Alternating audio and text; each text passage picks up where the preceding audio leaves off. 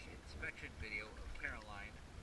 You're going to see how bad the growth is, and I'm going to make sure to get as much as the water line as possible while making this a timely video.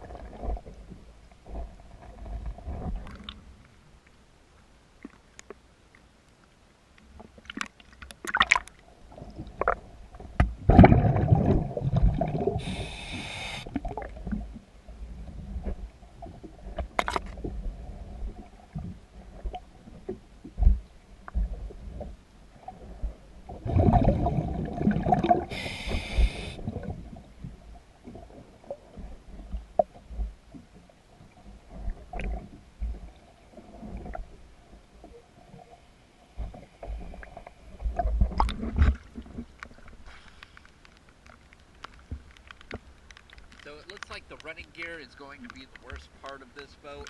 The hull itself looks good. The water line does look like it's going to need a lot of work. I will get an after video. I think I can do this in a maintenance.